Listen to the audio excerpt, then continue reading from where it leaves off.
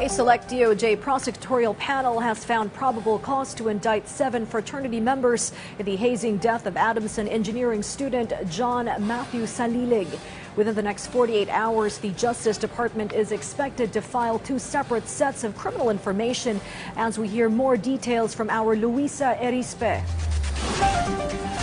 Not long after the preliminary investigation on the fatal hazing of Adamson University student John Matthew Salilig, the prosecution panel of the Department of Justice has indicted 7 suspects, members of the Tau Gamma Phi fraternity, for 2 counts of violation on the Anti-Hazing Law. Aside from the Salilig case, the panel also found probable cause on the hazing of Roy Osmond de la Cruz. Based on the press briefer released by the DOJ, the gathered evidence during the inquest proceedings showed that the suspects recruited Salilig and de la Cruz for their frat, and because initiation is a requirement to join the brotherhood, the 2 victims were brought to Biñan, Laguna for the hazing. The victims sustained injuries which eventually led to the death of Salilig. Lahat ng respondent ay nagplano at aktual na lumahok sa paghihazing ng nitong 2 victims. Yung mga tama po ng paddle ay yung cause ng pagkamatay po ni John Matthew Salilig. The 7 suspects are Earl Romero alias Slaughter,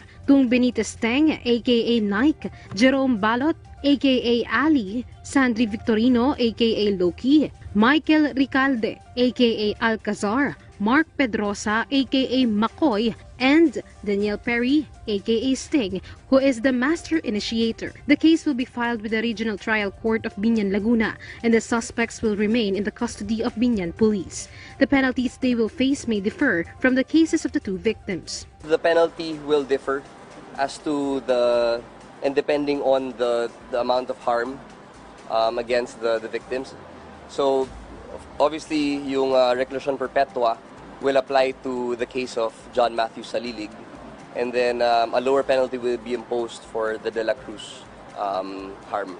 Meanwhile, the brother of Salilig and de la Cruz filed another complaint. This is against the 12 suspects who remain at large, and another 2 complainants, namely Alexander Marcelo and Earl Abuda, filed another case for the other 12 respondents who are also members of the Tau Gamma Phi. Meanwhile, Justice Secretary Jesus Crispin Remulla said it should also be the responsibility of the alumni members of the frat to implement the Anti-Hazing Law. The fraternities must be served notices about, they should be probably the alumni. Luisa Erispe for The Nation.